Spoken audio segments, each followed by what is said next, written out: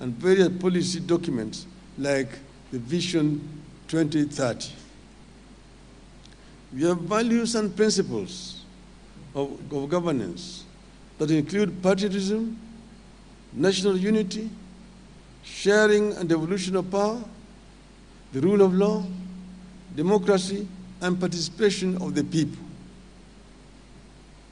We also aspire for human dignity, equity, social justice, inclusiveness, equality, good governance, integrity, transparency, and accountability, among others. We aspire to live in unity, peace, and liberty. We aspire to be a nation of plenty. We aspire to be a caring nation that provides the best possible medical care to all its citizens, a nation that provides the best possible education to its children for free. That's why we promised, as Azimio, free education, primary, secondary, up to university level. We've always aspired to be the nation that extends a helping hand to the elderly, the needy, the widows, and the orphans through social security safety net programs. The founding vision is a critical document for nations that proceed to succeed. Now that we are in Catholic institution, you can turn to the book of Joshua, chapter 1, for an understanding of the value of the founding vision. God talks to Joshua about the founding vision in the following words, and I quote, "Be careful to obey all the law my servant Moses gave you. Do not turn from it to the right or to the left, that you may be successful wherever you go. Do not let this book of the law depart from your mouth. Meditate on it day and night, so that you may be careful to do everything written in it. Then you will be prosperous and successful." Unquote. Today, we are way off the original dream.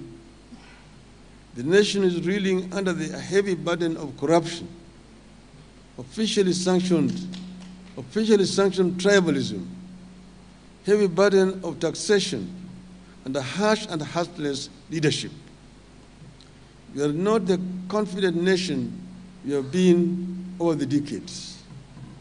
Once upon a time, Kenyans were too proud and so confident of their nation that they refused to seek jobs abroad, including the United Nations. Today, our people are scrambling to leave the country. A recent study by Pew Research showed that up to 54% of Kenyans would wish to relocate from the country. Our children are struggling to get farm jobs in Israel, to be house helps in Saudi Arabia, and security personnel in Qatar. And the president is looking for jobs for them there, to become ayahs there. Government officers themselves, including a whole president, openly say that they're trying to get jobs abroad for Kenyans. Young people with the new skills and knowledge that we need are being exported because the government cannot create jobs. And the government sees it as an achievement. It is the responsibility of our government to create jobs in the country, not to look for jobs outside. When you have a whole president running out there that is looking for jobs for people here, something is terribly wrong. We live on debt, but we still live large. We drove ourselves into the trap of the IMF and the World Bank and their unusual conditionalities that are driving us back to the 1980s and 90s. We are on the downward spiral, and a steady one at that. We are staring at a doomed future. We are uncertain and fearful of what tomorrow holds.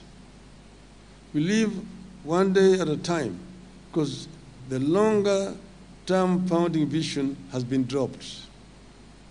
It is my position that if we return to the founding vision of this country, Kenya can emerge in its 80th or 120th anniversary as one of Africa's greatest democracies and a secure and flourishing homeland for her children.